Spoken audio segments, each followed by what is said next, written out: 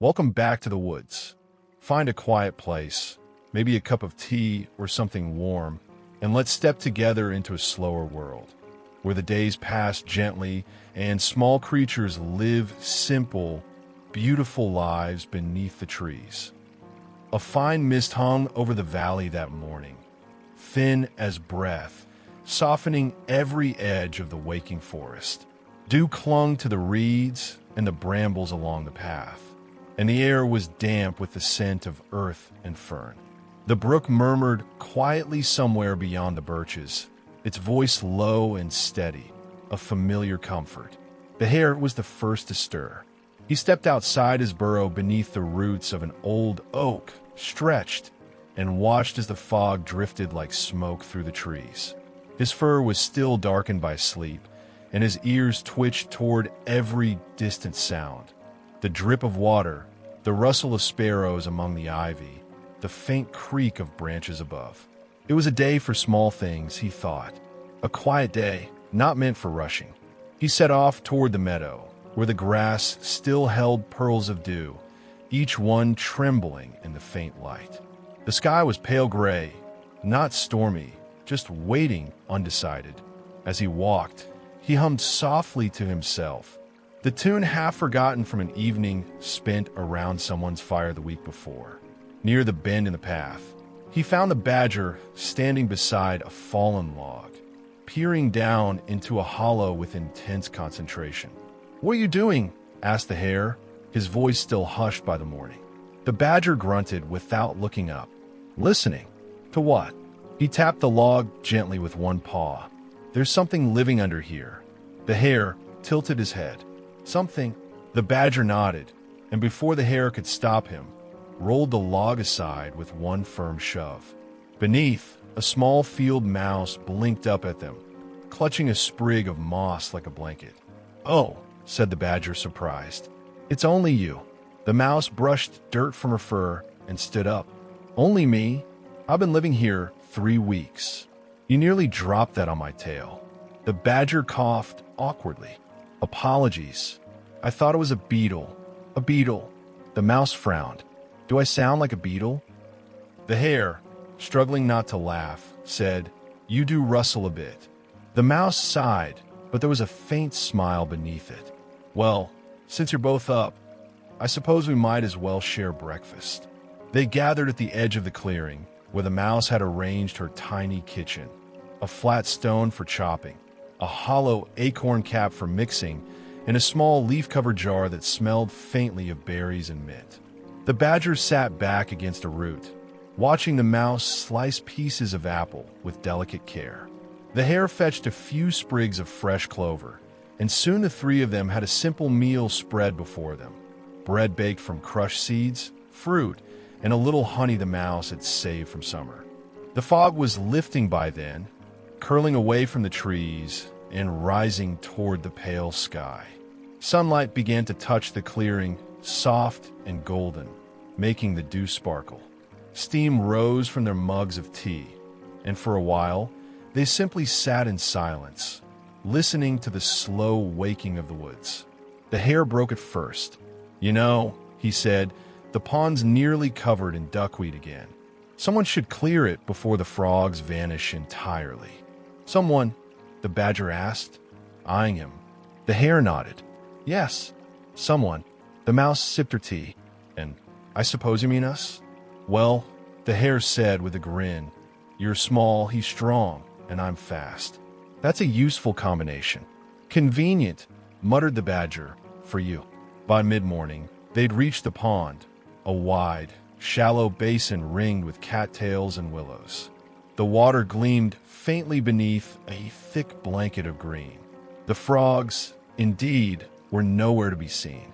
The hare crouched at the edge, dipping a paw in. "See? Nearly solid." The badger sniffed the air. "Smells rich." The mouse peered into the murk. "Smells like soup gone wrong." They began clearing it bit by bit, the hare using long reeds to push the duckweed aside, while the badger scooped it out in handfuls. The mouse darted between them, fetching baskets and occasionally shouting instructions that neither paid much attention to. The sun climbed higher, the mist burned away, and soon they were covered in specks of green and mud, but laughing nonetheless. Halfway through, the frog appeared, not emerging grandly, but simply floating up from beneath the weed with a slow blink. Finally, he croaked, "You're ruining my shade." "Your shade," said the hare. "You could have asked for help."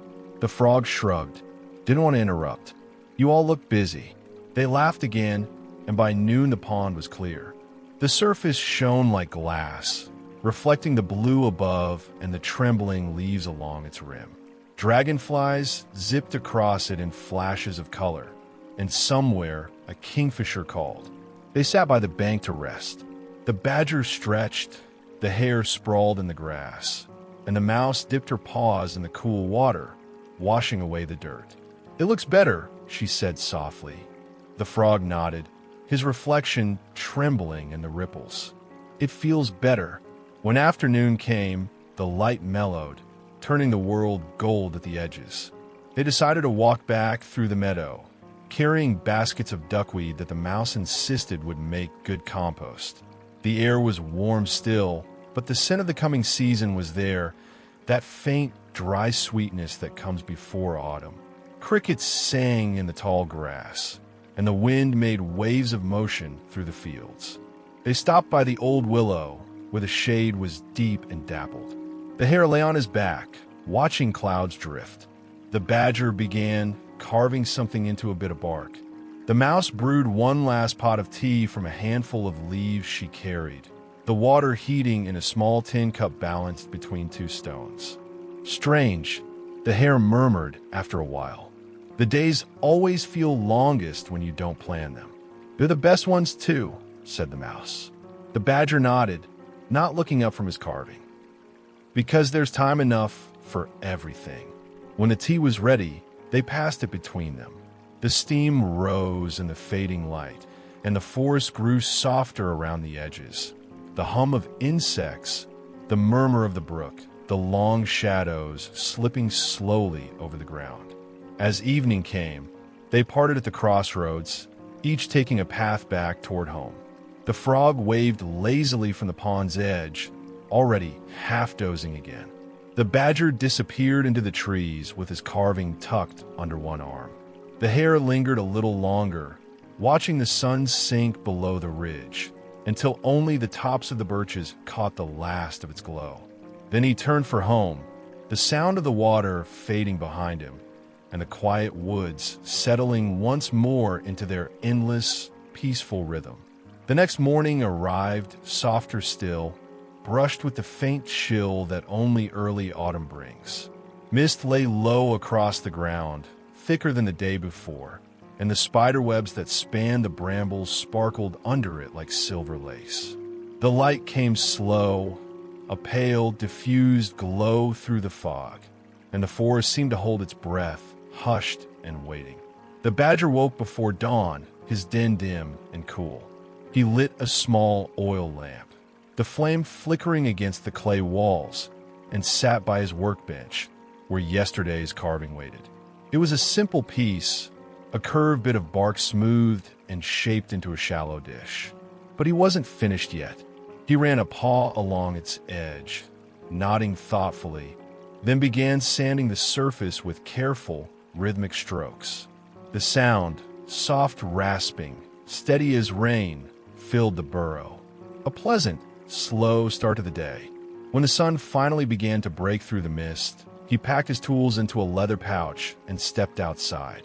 The woods smelled of wet leaves and mushrooms, and smoke curled faintly in the distance, likely from the squirrel's chimney, or perhaps the hedgehog's stove. The badger smiled to himself and started along the narrow path toward the meadow. The hare was already there, of course, balancing on a fallen log and squinting toward the brook. His fur was tousled from the wind, and his paws were muddy, a sign that he'd been out since before dawn. "Morning," the badger called. The hare turned, his expression bright. Just who I wanted to see. You got a good sense for wood, haven't you?" The badger frowned. "What have you done?" "Nothing yet," the hare said quickly. "But I had an idea. Come on." He led the badger down toward the water's edge, where the fog still lingered in thin wisps above the surface. There, leaning half submerged against the reeds, was an old plank, wide, warped, but still sturdy enough to hold shape. "I thought we could make a little bridge," said the hare. "Not a big one, just something across this bend." The badger crouched to inspect it. "What?" The hare shrugged. "Because it'd be nice." The badger considered that, then nodded slowly. "That's a good enough reason." They spent most of the morning dragging driftwood and fallen branches from ashore. The fog burned away, replaced by a soft, amber light, and the air carried that crisp, almost invisible scent of drying leaves, the whisper of the turning season. The hare darted up and down the banks, testing each plank for soundness, while the badger handled the heavier pieces, his paws blackened with mud. By mid-morning, the mouse appeared, as she often did, just in time to see them at their messiest. "What is this?" she asked, climbing atop a rock to watch. "A bridge," said the hare proudly, gesturing to the heap of wood. "For everyone." The mouse squinted. "It looks like a pile of sticks." "It will be a bridge," the badger corrected, patient as ever. She tilted her head. "And why exactly do we need a bridge here?" The hare hesitated. "We don't," he admitted, "but it'll make the walk to the willows shorter." The mouse sighed but smiled. "Well, at least you're honest." She set down the small satchel she carried. "In that case, you'll need something to eat if you plan to finish before winter." She began unpacking her things: a round loaf of nut bread, a small jar of apple butter, and a folded cloth holding slices of pear. The smell drifted through the clearing, warm and sweet, and even the badger's focus wavered. They paused for a short meal, sitting in the dappled sunlight by the bank.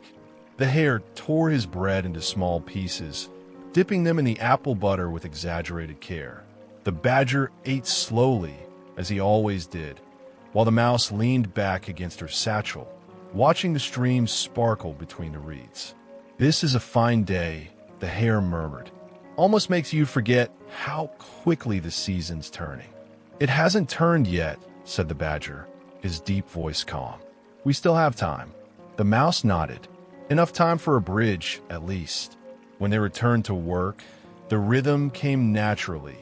The steady clack of wood, the swish of water against the shore, the occasional muttered curse from the hare when something slipped. They built the frame first, wedging the beams between stones, then laid planks across them, binding each with twisted vines and moss rope.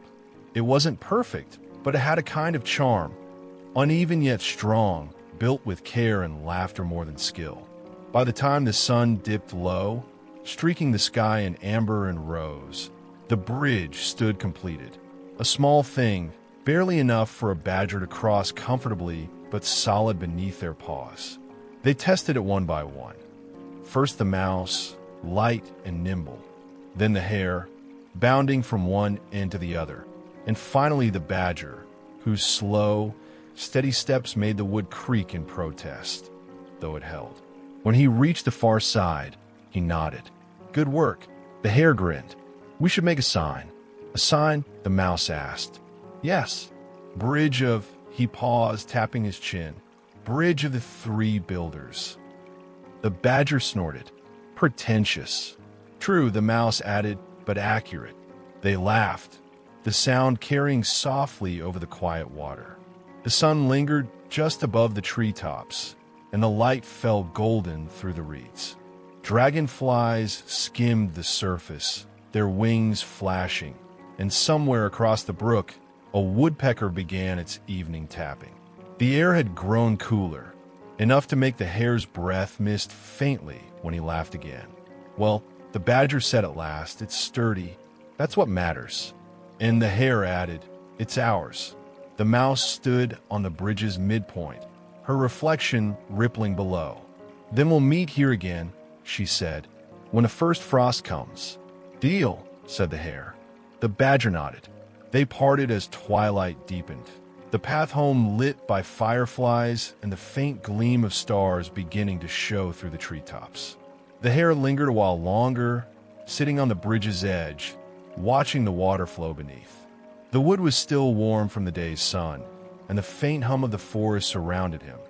All stirring, crickets beginning their chorus, the wind rustling softly through the cattails.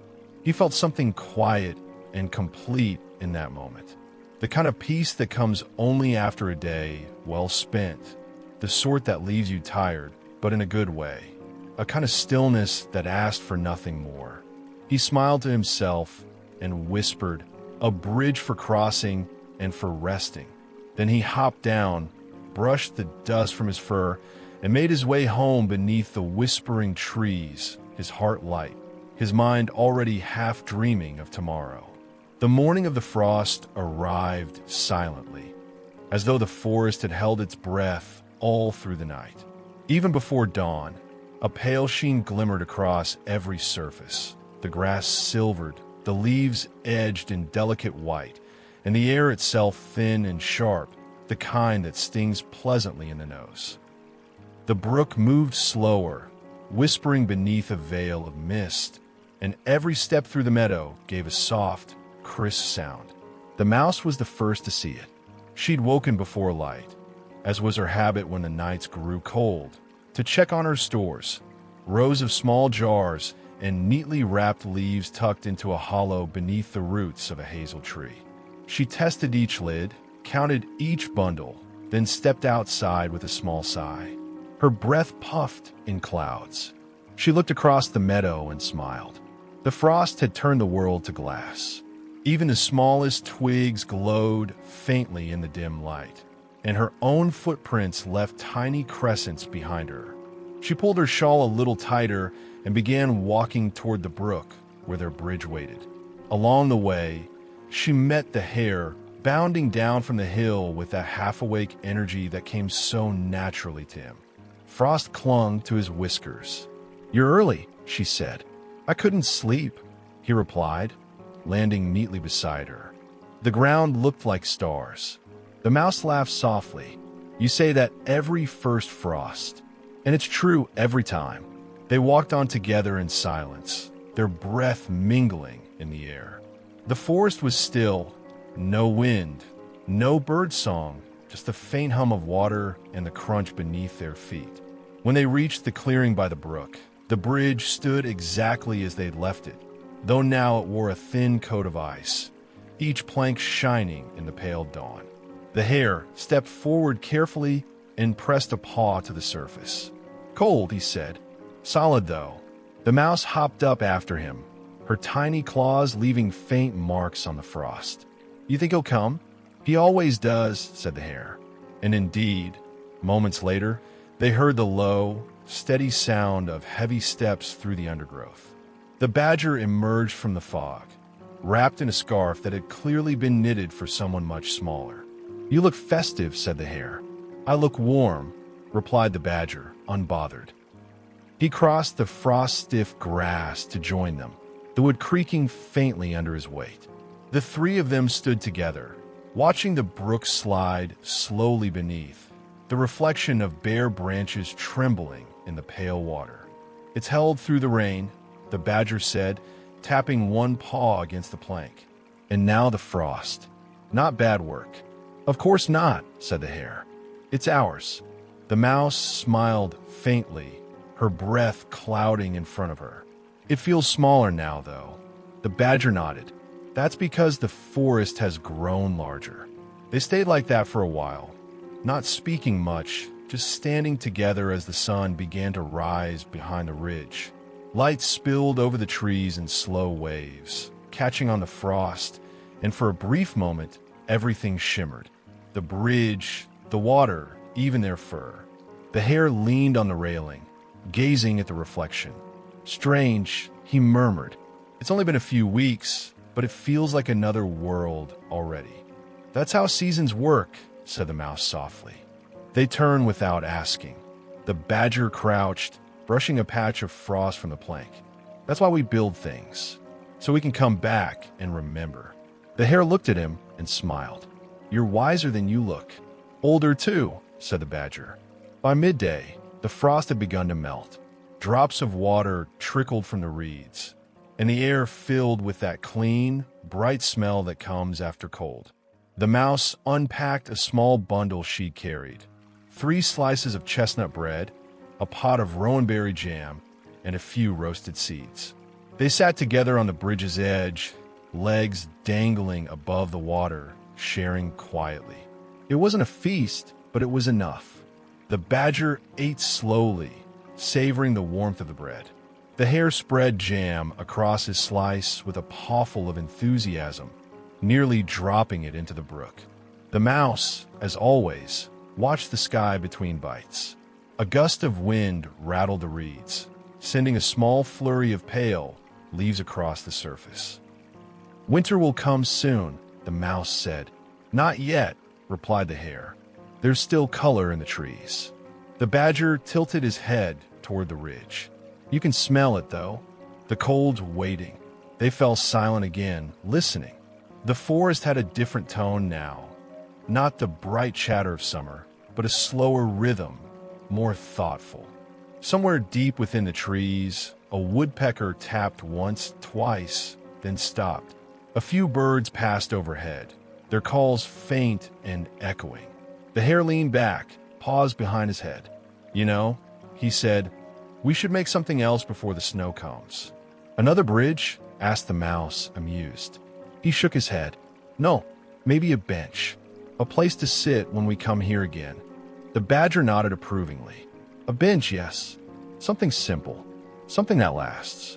"I'll bring the tools," the hare said. "You bring the bread." The mouse smiled. "And what about me?" "You," said the badger, "will tell us when it's level."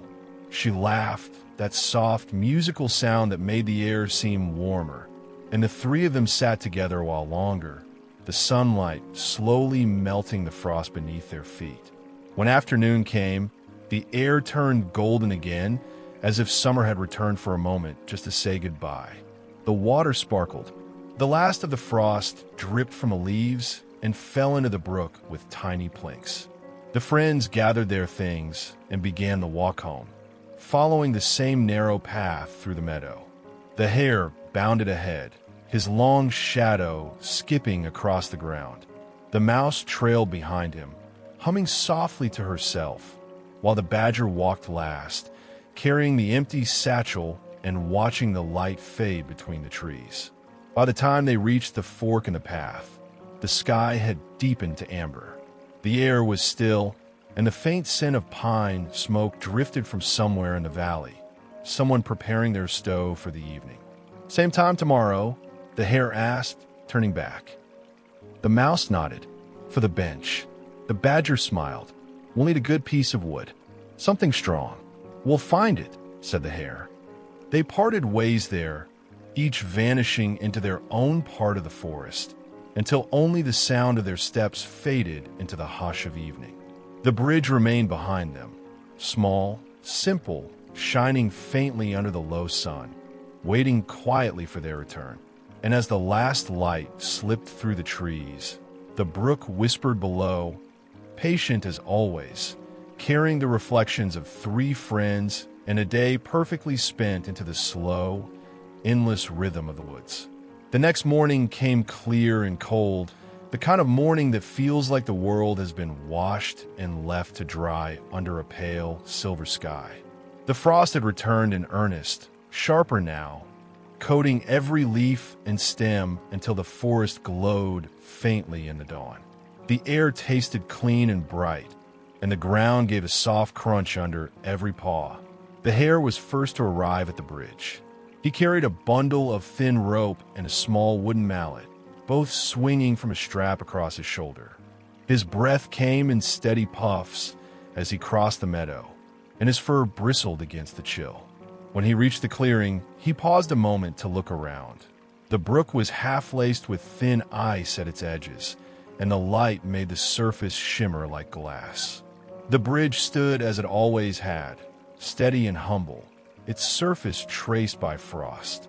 The hare brushed a paw across the railing, feeling the cold sting against his pads, and smiled faintly. "Still holding," he said to himself. He set the tools down and crouched by the bank, waiting.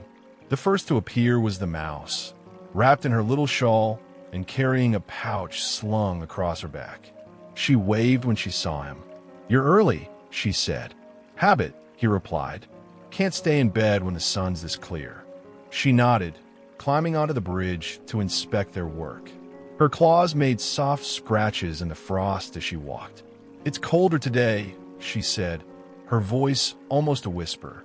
"Good for working," said the hare, though his nose twitched with the cold. "He should be along soon." And right on cue, the badger appeared from the trees, carrying a broad, flat piece of oak balanced across his shoulders. The wood was dark, the grain tight, and it looked as if it had been smoothed by many years of wind and rain. "That'll do nicely," said the hare. "Fell last week in the storm," said the badger. "I thought it might be worth saving." The mouse ran a paw along the surface. "It's beautiful," she said softly, almost ashamed to sit on. "Better to use it," said the badger, setting it down with a heavy thud. "Wood's meant for something." They chose a spot a few paces from the bridge, where the ground sloped gently down toward the brook and the view opened onto the meadow. It was a quiet corner, framed by a pair of young birches, their white bark peeling in curling strips. The hare marked the ground with a stick while the badger cut 2 short lengths from a fallen branch to use as supports. The work went slower than the bridge, not because it was harder, but because the cold made their paws stiff. The mouse fetched stones from the shore to steady the legs, her breath rising in soft clouds. The hare tied knots with nimble precision, occasionally muttering under his breath when the rope slipped. The badger did the heavy work, pressing each piece into place and checking the balance with a craftsman's patience. By the time the sun reached its pale noon height, the bench stood finished. Simple, sturdy, its surface wide enough for all 3 of them to sit together. The hare brushed frost from the top, then sat down and gave a small, satisfied sigh. "Perfect," he said. The badger joined him, sitting with a creak of wood. "It'll weather well," he said. The mouse climbed up beside them, her small paws resting on her lap. "And the view," she whispered, "is lovely." From where they sat, the brook bent gently through the clearing, the bridge beyond it shining faintly under the winter sun. The meadow stretched out in golds and silvers, every blade of grass rimed with frost. In the distance, a few crows circled lazily above the bare treetops. It was quiet, still, and deeply calm. They shared a small lunch, oat cakes and dried berries from the mouse's pouch, and a flask of tea the badger had kept wrapped in cloth to stay warm. The steam curled into the cold air, fragrant with mint and a hint of wild thyme. The hare took a sip and leaned back, watching the faint clouds drift across the pale sky.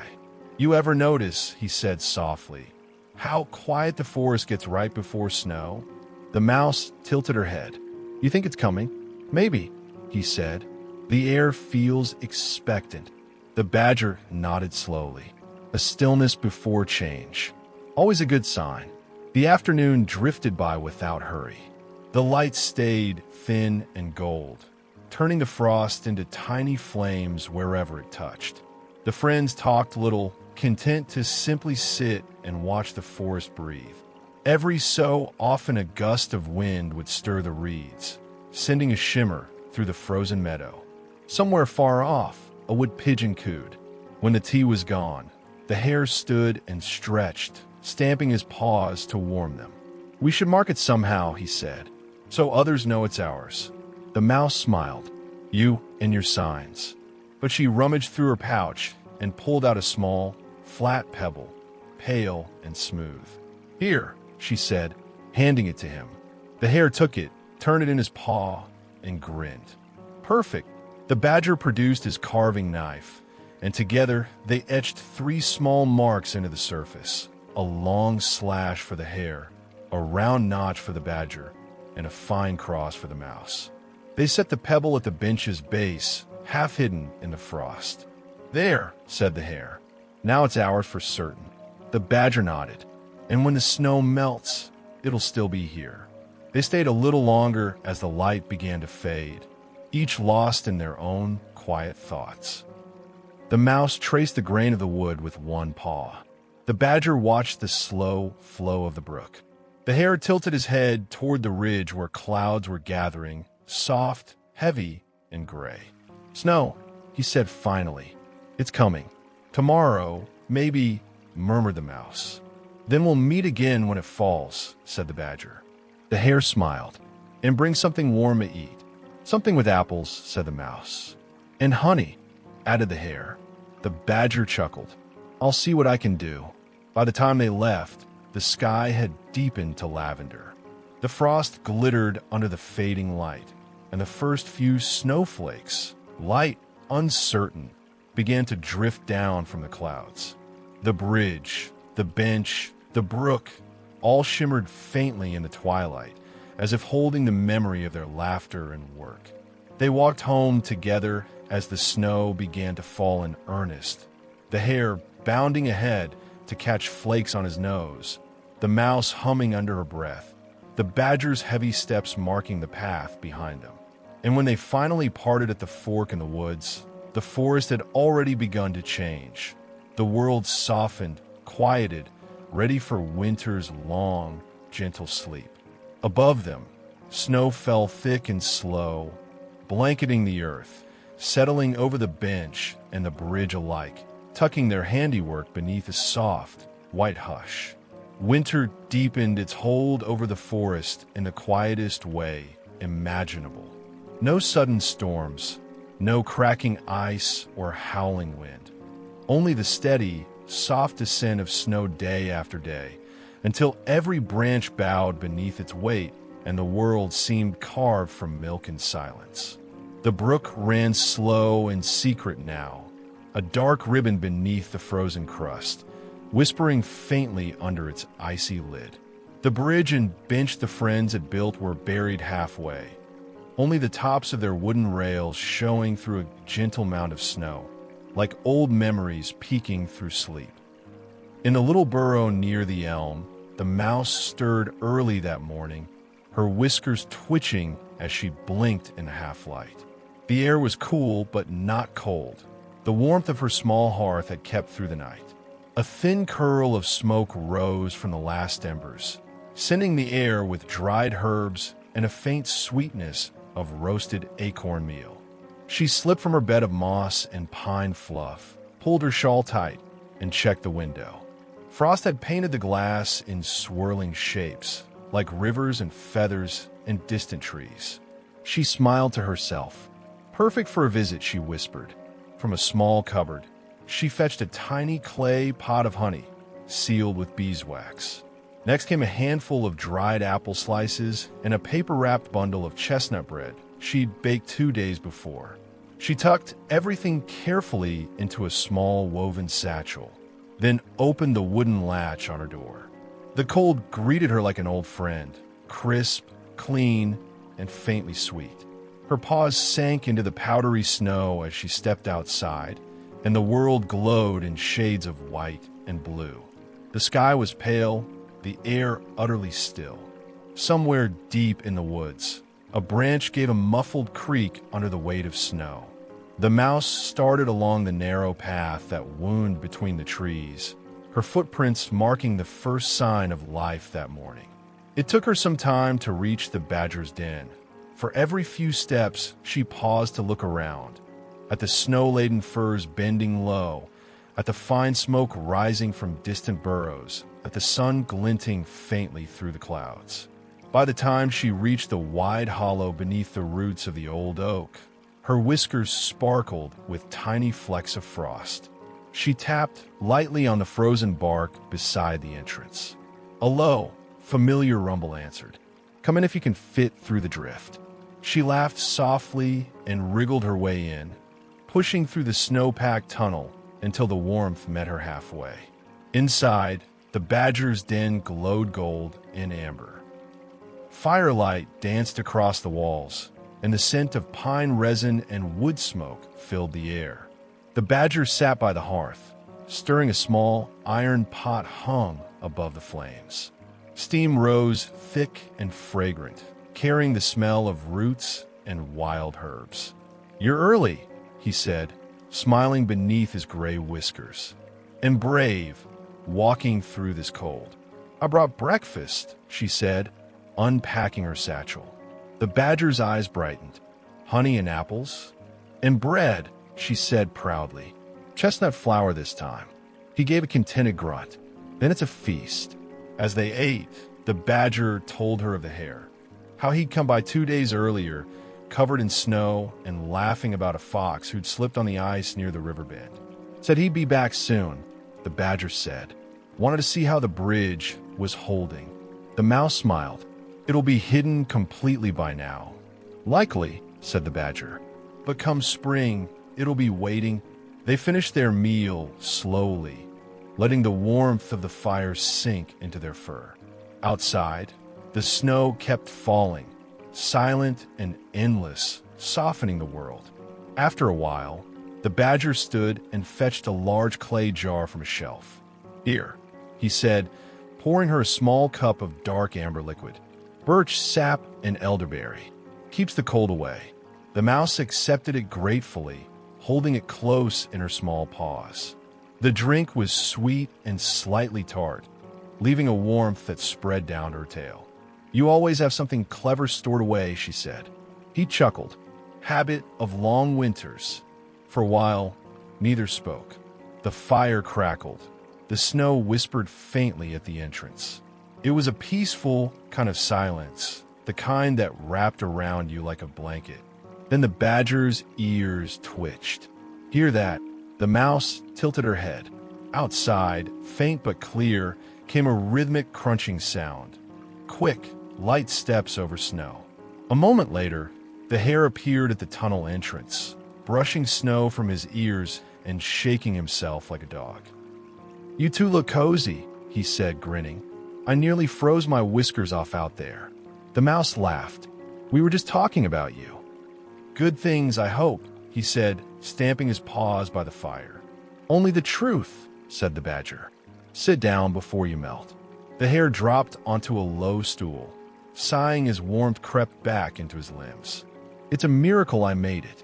Snow's up to my knees by the brook and the bridge." He paused, smiling a little. "You can barely tell it's there.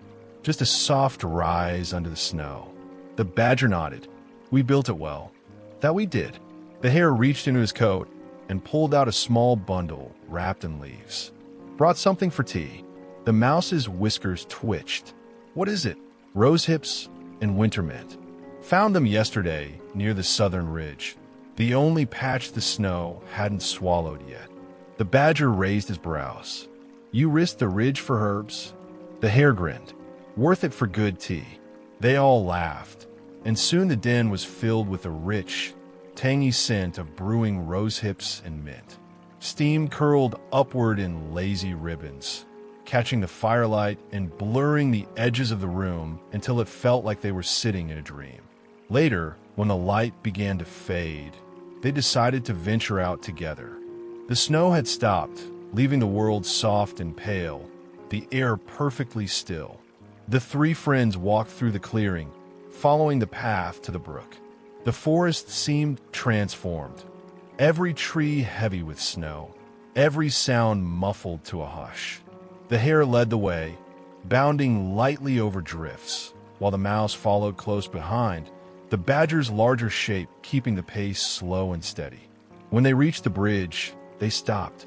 It was buried deep, only the faint rise of its arch visible beneath a smooth, white blanket. The brook murmured softly beneath the ice, a hidden song. "Still standing," said the hare quietly. "Always," said the badger. The mouse brushed a paw across the snow, uncovering a bit of wood. "Feels strong," she said, "even asleep." They stayed there for a long while, not speaking, watching the world shift under twilight.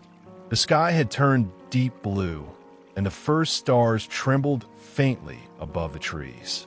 Finally, the badger spoke. "Come spring, we'll see it again. The bridge, the bench, all of it. And we'll fix what needs fixing," said the hare. "And bring something sweet to eat," added the mouse. The badger smiled. "Of course." As they turned to head home, snow began to fall again. Slower this time, gentler, like a lullaby for the forest. Their footprints trail behind them, 3 winding paths disappearing into the white. And there, beneath the hush of the falling snow, the bridge waited, steady and patient, for the day the forest would wake again.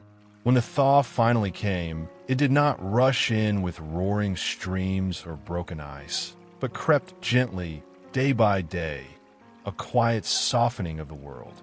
The snow sank lower each morning, revealing patches of brown grass, then moss, then shy shoots of green that blinked against the light as though uncertain if it was truly time.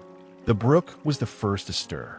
Its icy lid fractured into long, glassy shards that tinkled faintly in the breeze. Beneath, the dark water began to murmur again, testing its freedom, until one morning it broke through altogether, and the forest awoke to the sound of running water once more. From every hollow and burrow, creatures began to emerge, stretching, sniffing, blinking in the pale gold light. The air was thick with the scent of damp earth and pine resin. The world, it seemed, had been holding its breath, and now it exhaled all at once.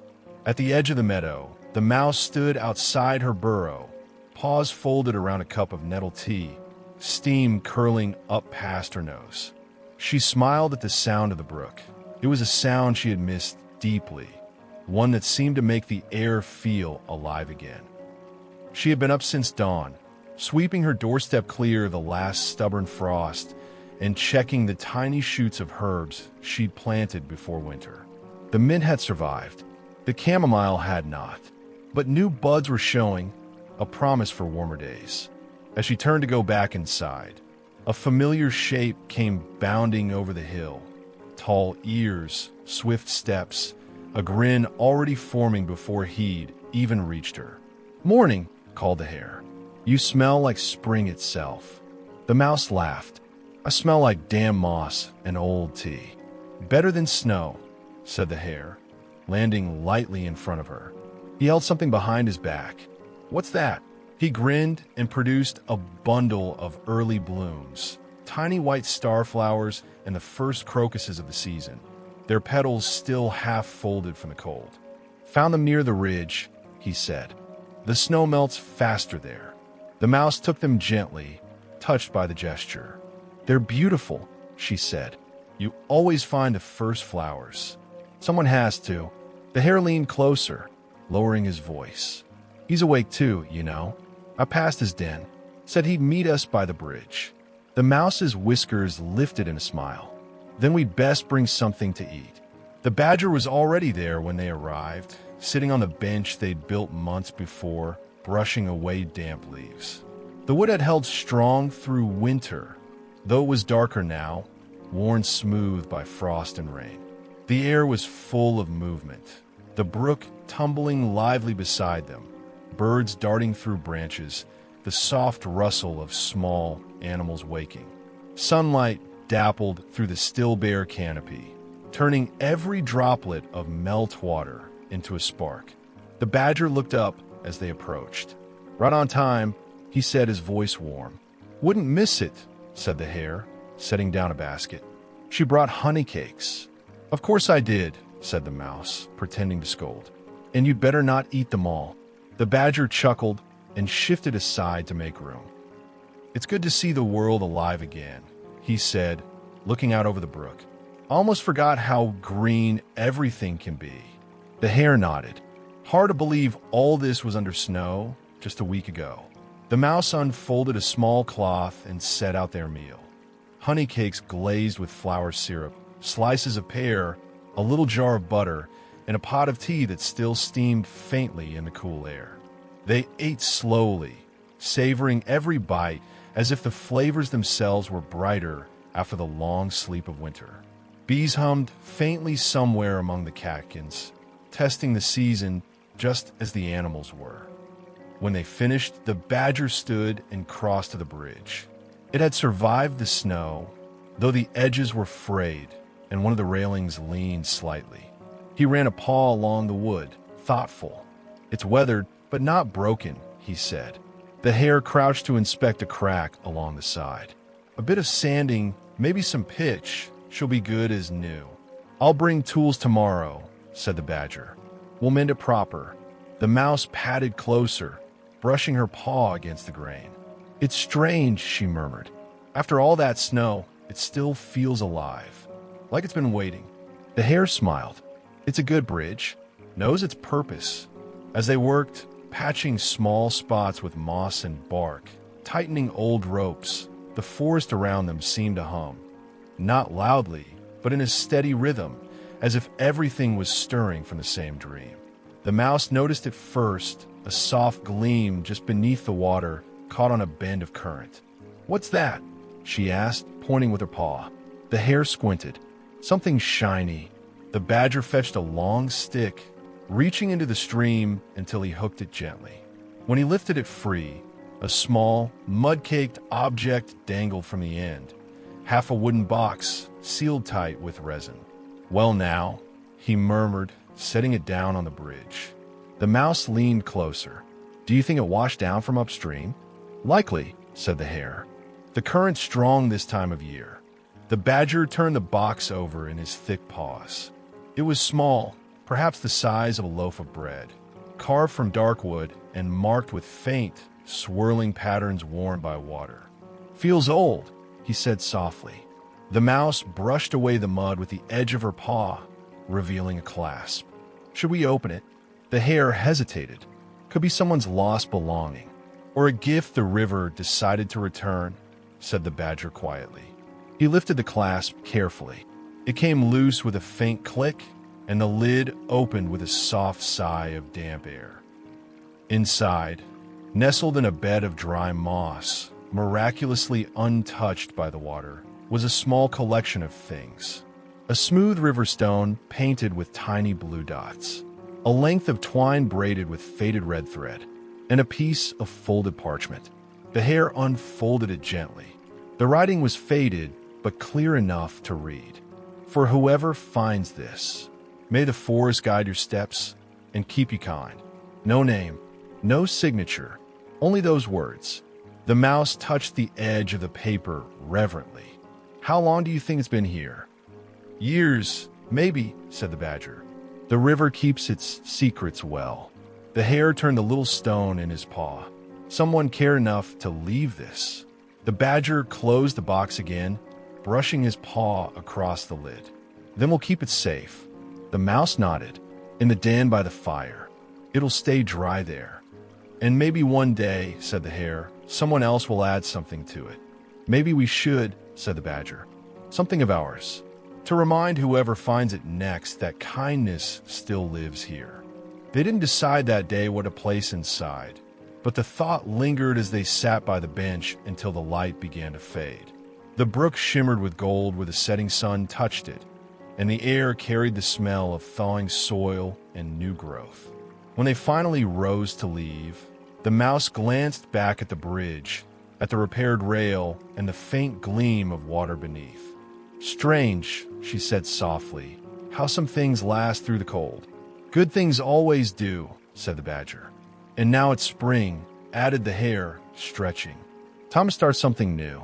The mouse smiled. Like what? Oh, I'll think of something, he said, grinning. Maybe by the next thaw, we'll have a story worth leaving in that box. The end. Thank you for wandering through the woods with me. If you'd like to return for more quiet stories and soft moments, don't forget to follow the trail back. Like, subscribe, and I'll meet you again under the green canopy soon.